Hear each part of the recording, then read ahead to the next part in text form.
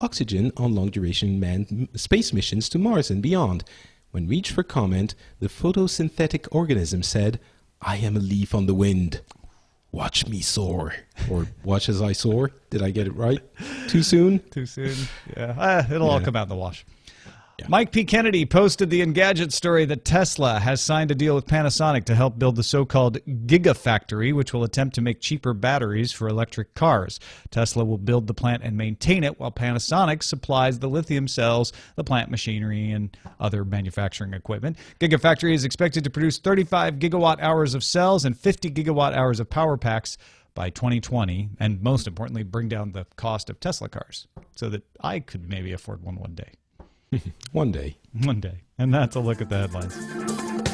Hey, Patrick, are you one of those people who wear shirts? I sometimes do, mostly when I podcast. Otherwise, I notice you're I'm wearing shirtless. one now. Yeah. Well, we have Daily Tech News Show shirts available at slashloot.com if you Really? ever wanted to wear one of those. Well, I'm not trying I to pressure think- you into wearing more shirts. You know, it's interesting because I was thinking I should wear more shirts even outside of when I'm doing podcasts, and I think that might be the ideal solution. Where can I find those? Well, if you're interested, and you don't, like I said, no pressure, slashloot.com. It's SLASHLOOT.com. You look in the podcast section, and there'll be a Daily Tech News Show shirt. I think there's ash colored shirts and black shirts and white shirts. Ooh. So, yeah. Excellent. I didn't know if you were a shirt wearer.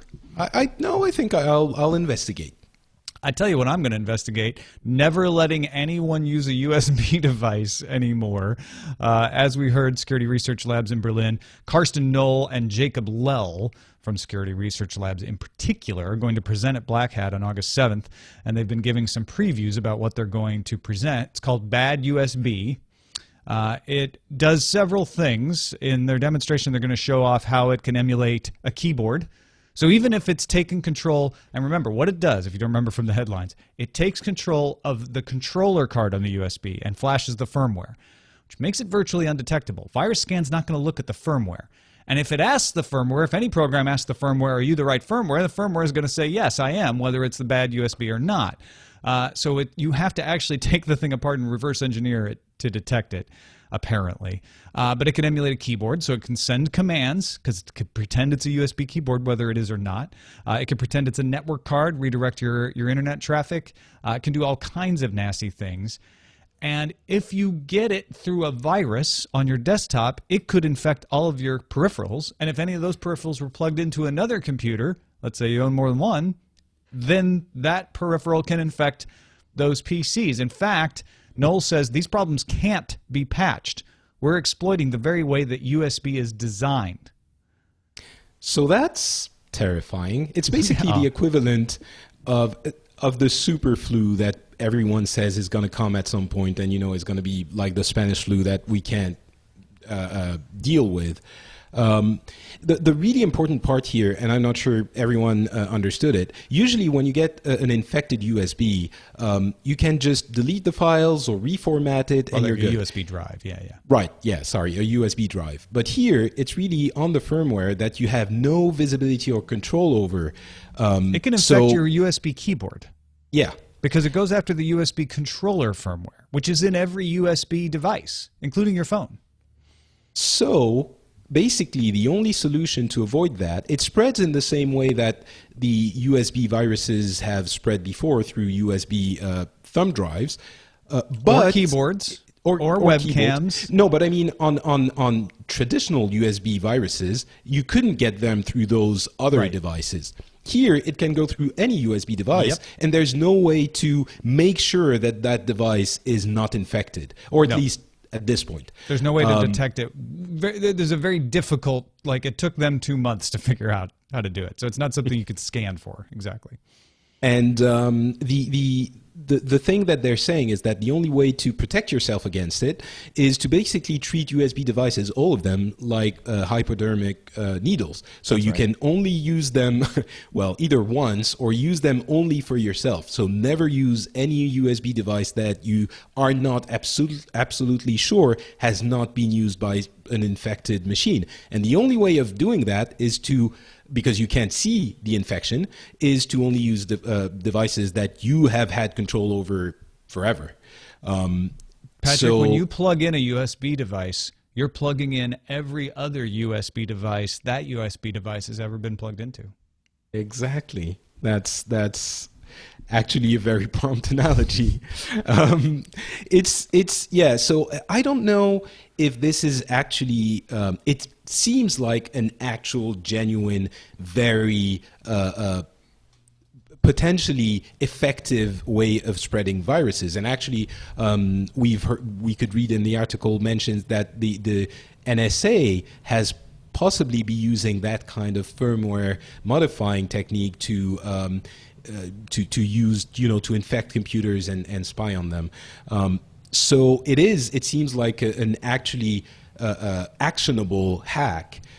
But is it really something that we're likely to encounter in real life, or is it a theoretical hack that will never... Here's the thing. It's theoretical right now. It may be out there. I don't want to deny the possibility that it's already being used, like you said, possibly by somebody like the NSA, possibly some other bad actors that discovered it independently. But it's very difficult to detect, so we can't know, and we won't know how far it's spread once it starts. That's my worry, is that, people swap USB devices all the time. Hey, can I use your USB mouse? Sure, yeah, why not? Who cares about a USB mouse? USB thumb drives get swapped more often than they should, even with people knowing what the risks are with malware being executable from a USB drive. But now, anything. But because... Yeah, and because you swap USB drives because you think if I format it, then I'm good. So you're going to swap it a couple of times, and then you're like, oh, I'll just format it. I'll wipe it out. Yeah, but those USB charging ports at the airport. Now, people have pointed out before, you can get cords that only take the electrical signal, and that's safe. That's safer to use. But if you don't do that, if you use your normal charging cable for your phone, those ports, without anyone being malicious and setting them up, could be infected because people are plugging their stuff in all the time. So just like the diseases, airports become a vector for spreading these things. Airplanes now have USB ports to charge your devices at your seat, and all of those USB devices, I suspect, are connected through the same network. So if one of those is infected, potentially all of them could be infected. Now, I don't know if all of those ports have controllers or if some of them are just electrical. I don't know. Maybe, yeah. But I'm not going to, until I know for sure, I'm not going to take the risk. So here's another question. Well, I was going to, before you hold on to that question for a second, because I want to make it clear that this could be prevented if all USB implemented code signing and said, no, we're not going to allow firmware unless we can guarantee cryptographically that is the actual firmware. That's going to slow down the way USB works, which is why they didn't do it before. And now that it's become one defense, you're going to have to wait a long time for every USB device to get on board with that and change their firmware. And then when you're updating their firmware, are you really updating the right firmware? Like it's a chicken and egg problem at this point. It's also there's another question coming later, but it also begs the question of open architecture yet again. If we had access to the source code of all of this, and if this was built with a little bit more openness, that would probably not have happened. I'm guessing. Well, it's not cryptographically signed, so even if it's open architecture, people may have made the decision like, I'm not going to sign it. What's the worst that could happen? But we might have found out about this earlier if people were pouring through the code. I'm guessing. I'm speculating here. The other question I wanted to ask to you, Tom, because you're much more of an expert than I am, is it possible for virus scanners to implement a function that will actually look at the firmware from the USB device and see if there's something weird in there once we know how those infected firmwares work, or is it not possible for the computers to have access to that firmware? Believe me, I'm far from an expert on any of this. So when I answer this question, I'm only answering based on what I've read. What Carsten Knoll and Jacob Lell seem to be saying in the articles that I've read about this is no, that the firmware will just say it's the right firmware, and there's no way to detect it from the outside easily. That you actually have to do a lot of work to be able to detect it. So there's no easy way to scan it My theory would be there could be a cleansing device, and I may be way off here, but there might be a device, like a self-contained device that you could have that you would plug in, and if it detected malware activity coming from the USB device, like an attempt to hijack network traffic or an attempt to send keyboard commands when it's not a keyboard, etc., that could be something that could detect it somehow by its behavior. But apparently, from what I've read from Noel and Lyle, there's no way to just tell it by its signature. It just looks like the firmware from the outside. So you could look at the symptoms of the virus. If you're, all of a sudden your computer starts displaying, spots or fever or headaches, then you're like, wait, there's something strange here. Fatigue. No, it's another solution that was suggested was like having a keyboard only port that you would only allow keyboards to plug into, and then if it tried to do some kind of network card thing, it wouldn't be allowed there. But that's inconvenient, and I don't think that's even uber-proof, because what if you infect the keyboard with the virus that then sends keyboard commands? I mean, you're still compromised. Yeah. So that's actually terrifying. If anyone in the audience, and you always say, Tom, that you have the smartest audience in the world, if anyone in the audience can figure out a way that for us to be less scared, please do let us know. Yeah, please do. We'll have Darren on tomorrow. Maybe we'll talk to him a little bit more about this too. Before we move on, though, Patrick, I wanted to get your opinion as a citizen of France about Iliad possibly buying T-Mobile USA. I don't know how likely it is that T-Mobile would pick Iliad over SoftBank. It seems like SoftBank and Deutsche Telekom, who owns T-Mobile USA, have been cozying up and just hoping the regulators would approve. I guess one advantage to picking Iliad is they don't operate a mobile carrier in the U.S., so the regulators would be more likely to approve it because it wouldn't cause any consolidation in the market here. But Iliad operates free. Is that right? Yeah. The company called Free in France, yeah. And their founder, Xavier Niel, is a character. Yeah, very much so. I mean, Free as a company, you could say, is almost a militant company. So it's very interesting that they are the guys bidding for T-Mobile, and that I'm on the show today. It's perfect timing because they have done incredible things for the internet infrastructure in France. They first started as an operator that provided free access to the internet in the late 90s, early 2000s through regular phone lines. And then they switched, they added ADSL service, but what they did was they pioneered a lot of things. First of all, with very cheap all-you-can-eat plans, which are obviously common now for wired internet, although in the US some of them are not all-you-can-eat and you don't have unlimited bandwidth. But in France, they basically broke the market prices from what was effectively a small number of big actors that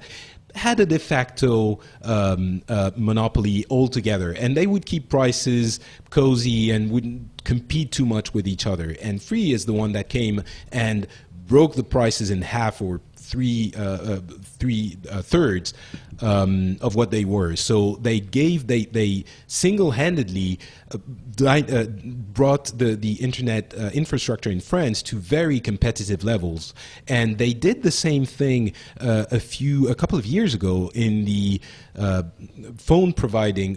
phone providers market with their own offerings.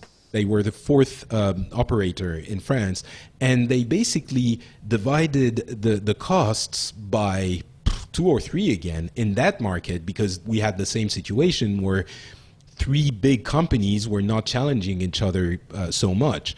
Now, they're not without their controversies. Their mobile network is famously very unreliable.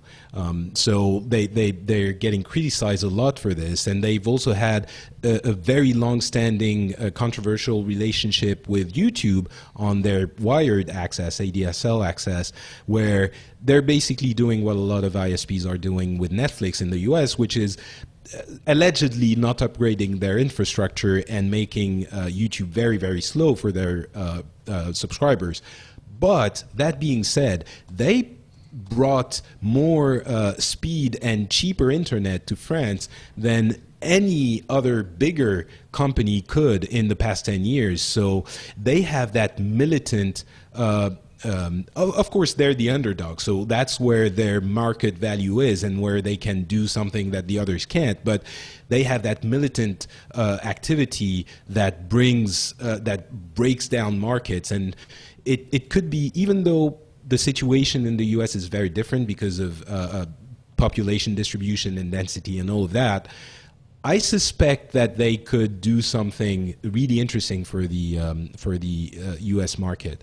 And one last thing, they're really a company of genuine geeks. You were saying Xavier Niel is a character. He's an engineer at heart. I don't know if he's actually an engineer, but he's a geek. He eats that stuff up. And they pioneered things like voice over IP phone lines connected to your box, to your router, and TV over the internet. They were the first people, possibly in the world, I'm not 100% sure, but to bring that kind of triple box technology with VoIP, TV over IP, and internet in one complete subscription.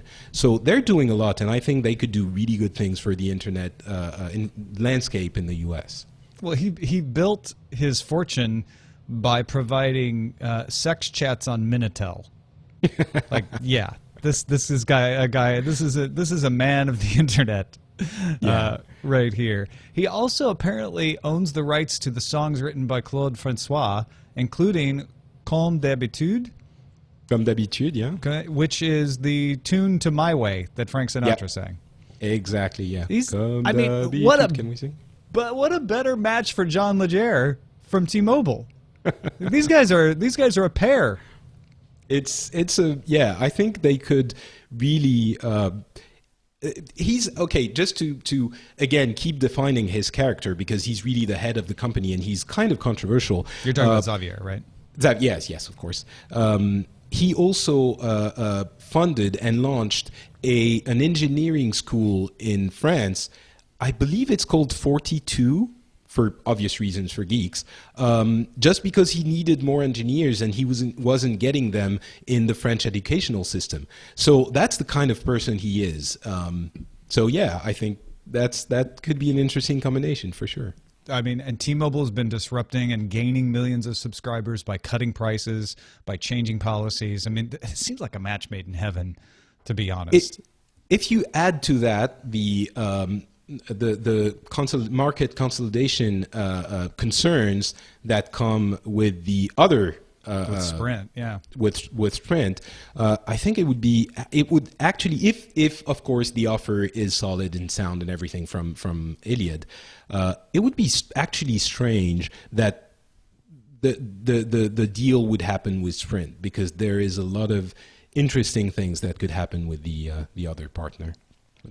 Well, the supposed deal with SoftBank-owned Sprint has been delayed. This might be the reason it was delayed. We'll have to see.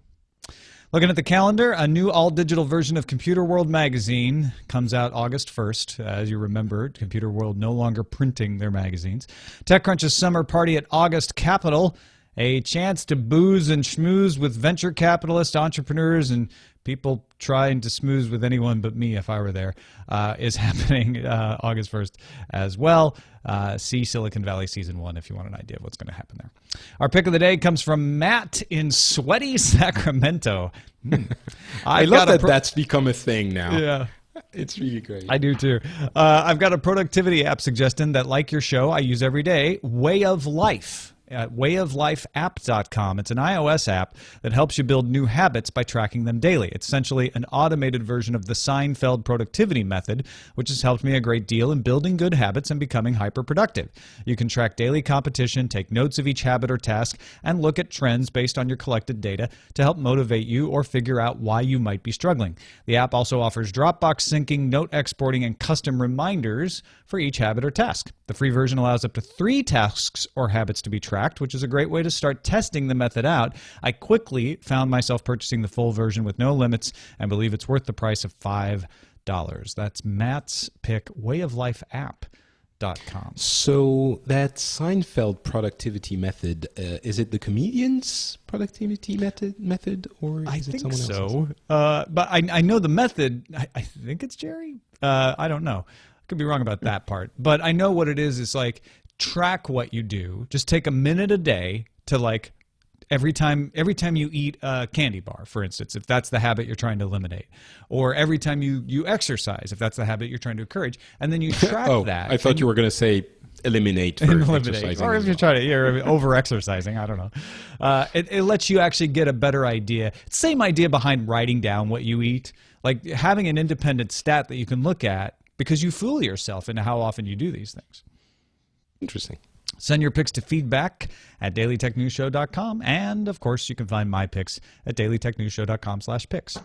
Our final email comes from Belgium. Guillaume writes, yesterday, when Lamar Wilson said SMS would be dead in a couple of years, you replied that the U.S. were behind on that in the sense that you are still relying on text messaging. As a Belgian citizen, I was surprised to hear that. Exactly which countries did you have in mind when you said that? The simple facts that not everybody has a smartphone and that there are dozens of competing messaging services makes me wonder where in the world it is reasonable to abandon SMS. Can you shed some light on this, sir? Actually, he didn't say sir. No, it was a good email, Guillaume. And I wrote him back. I said that my comments are based on observation. It seems like everyone I know from Europe, especially younger people, even younger people in the U.S., are moving to messaging apps. They don't want to text me. Because text messaging is pricey in a lot of places. But I did some research to be like, well, maybe my impression's just totally wrong. Pretty much what all the stuff I could find, there's a good study from Deloitte and Touche. There's another messaging market study from Portio.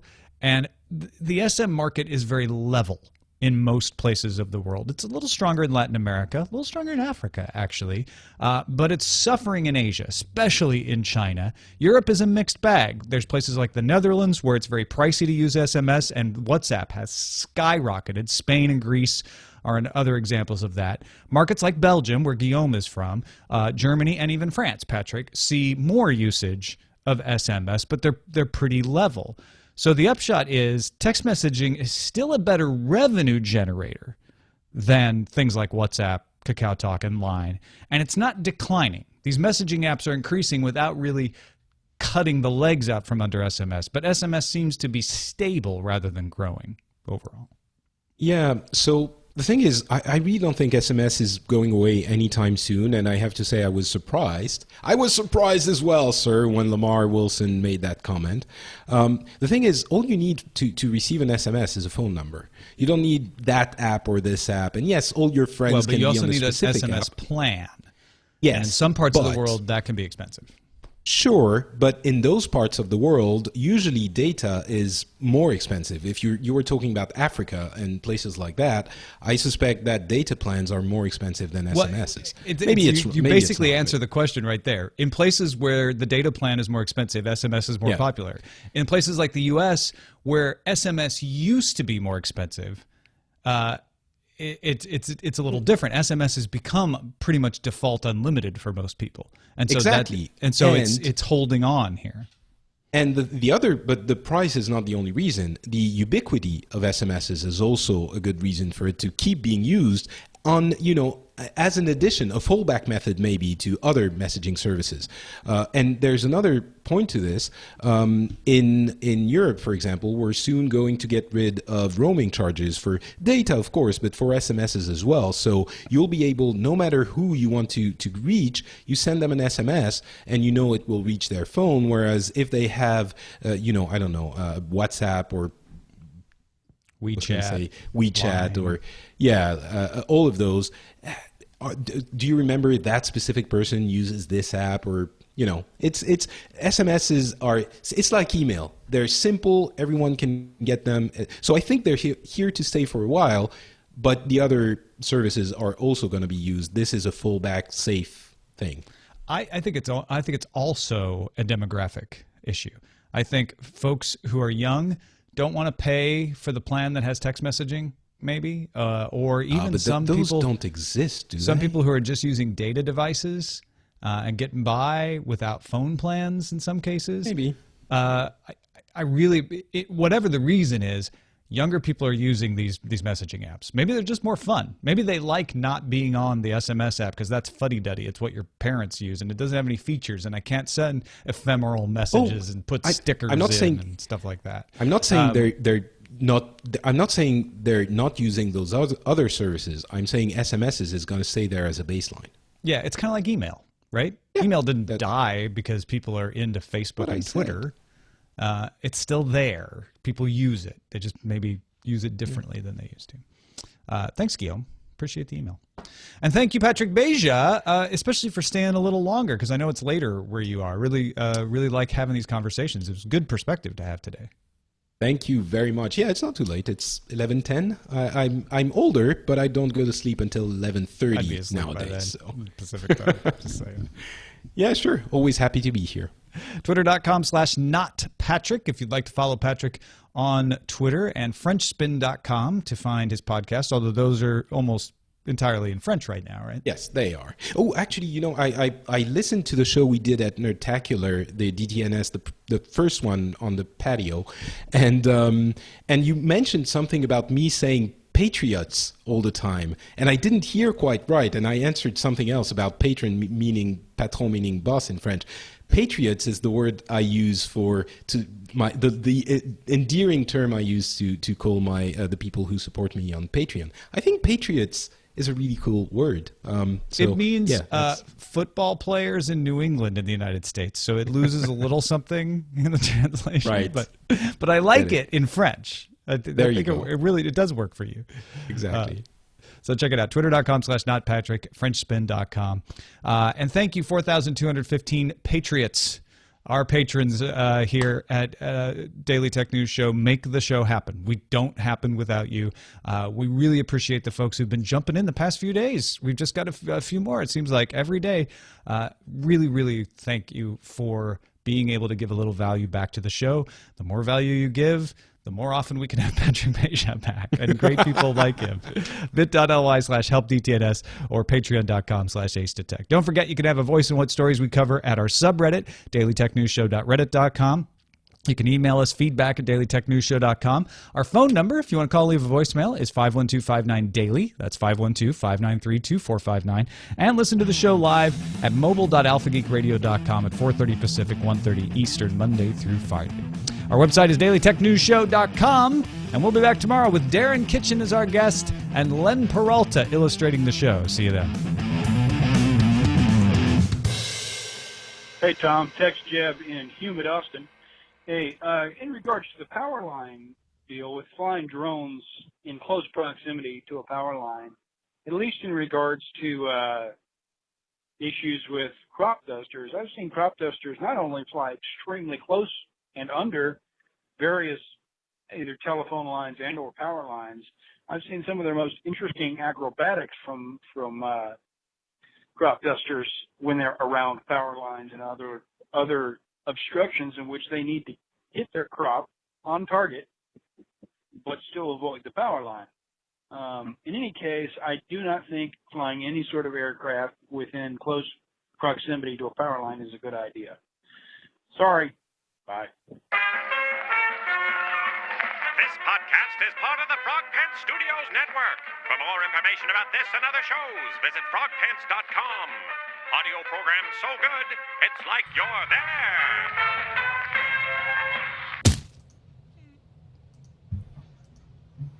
Great show. Yay. Would you like to know what the Seinfeld productivity method is? Oh, sure. Yes. You get a calendar and a big red marker, and every day you do the thing you want to do, like write or go to the gym. You put a big fat X on that day, and if you keep going, you have a string of X's, and then it is literally as simple as don't break the chain.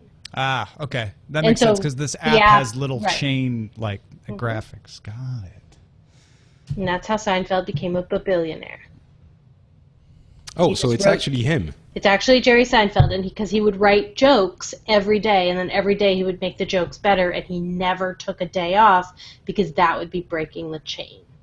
That's funny. You know, I do a version of that without knowing I was doing the Seinfeld method because I have tasks in my calendar. Some of them are every day. and I feel I get like a little personal gamification if I get to pull one of those tasks out and clean out the calendar. Right. So that's essentially we have stumbled into the very narrow window of things that Jenny knows about, which is the Seinfeld method. Okay. So do you want to hear the amazing titles? Yes. Okay. So with 16 votes, the runaway favorite, no, we had that many people voting, is a USB STD. Thank you, Scooter X. 17 votes. Well done. With number 9 votes, Universal Serious Bug, which is correct. 10 votes now and 18. We're doing live updates here. We had Clean USB Exchange. That's brilliant. And then the one I really loved but didn't quite soar in the voting was USB Plug-in Pwn. That's clever. That's very clever. Especially with the Pwn. The Pwn is good. Yeah. But, so those were and then a leaf too soon.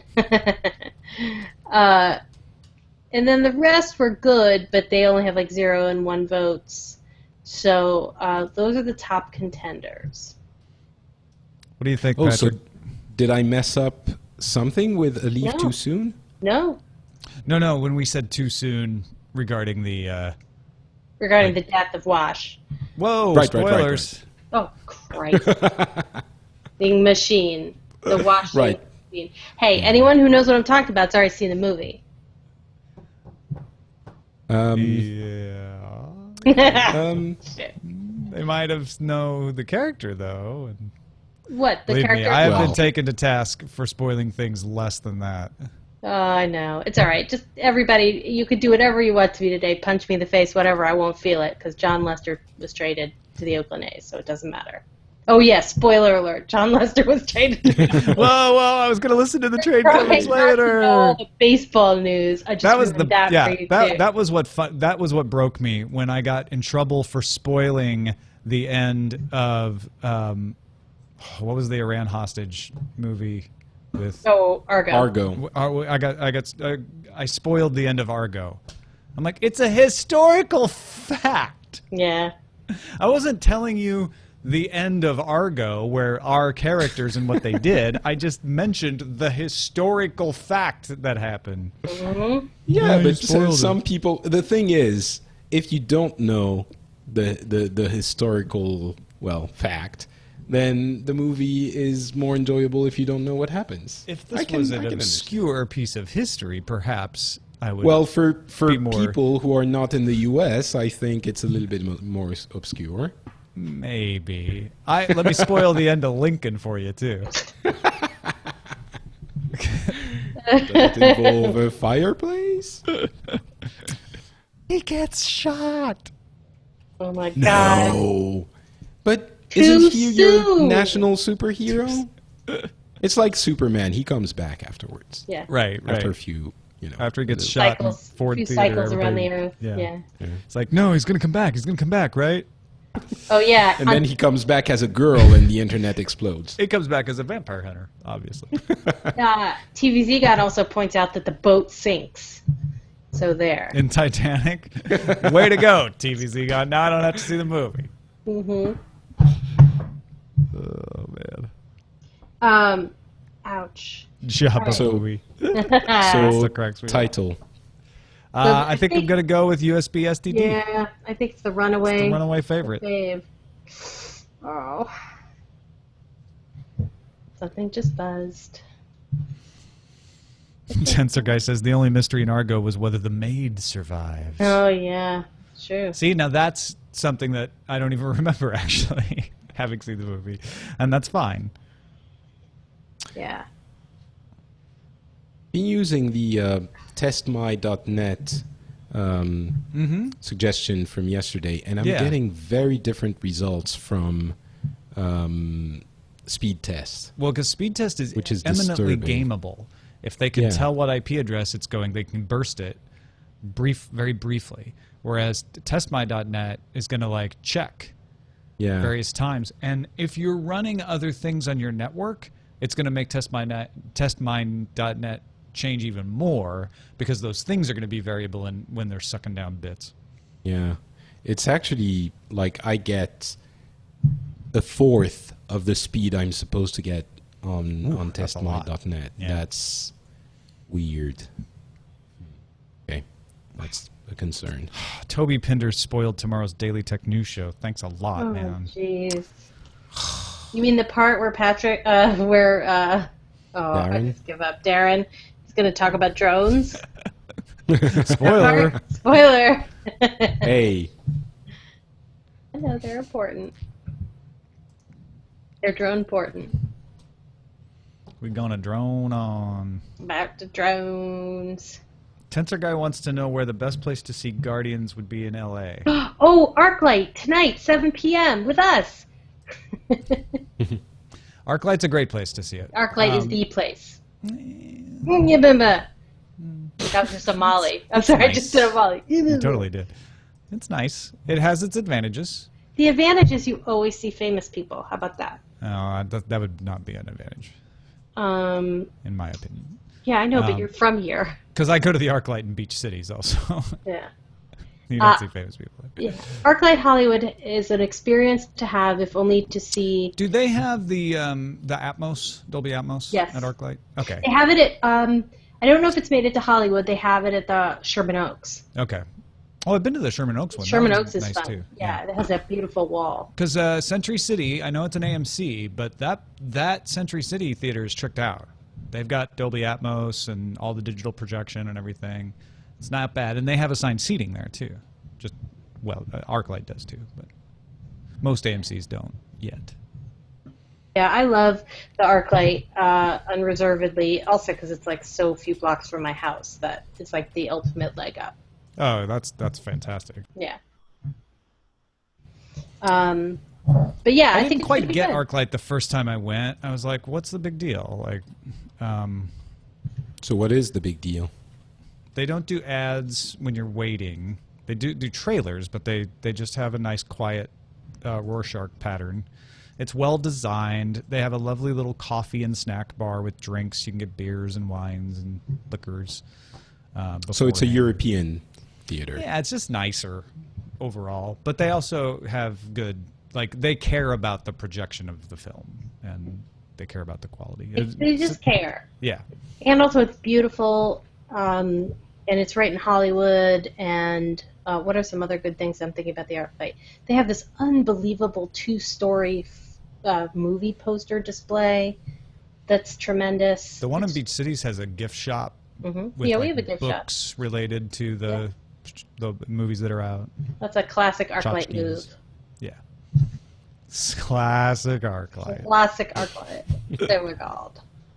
Okay, so testmy.net, I was using a server in Texas. Oh, so now that I'm using a server in Europe, that definitely it could works affect better. your results. Okay. I was like, wow, 25%, that's a lot. I'm at half with the Hangout going. So That's with the Hangout going, that might be why. Yeah. What's your bandwidth that you're supposed to get? What do they say? I'm 200 down, 20 up. It's pretty good. So, yeah, for 40 euros. So, Oh man, you're killing me now. and that's actually in large part due to what Free did in the past 15 years. So, Because of the competition. yeah. That's why I'm really glad that you were on the show because I wouldn't have investigated Xavier Niel as closely if you hadn't been. And as soon as I started reading about him, I'm like, oh, John Laguerre and him are going to be best friends. Yeah, they seem like matching characters. Yeah. Yeah, it was pretty good timing. I watched the I guess I'll tell you this here in front of the world to hear. You're not ashamed. No, of my I watched the special that you did about net neutrality, and it was super interesting, and it sort of convinced me that actually we don't necessarily need regulation to impose net neutrality, but there was sort of an intellectual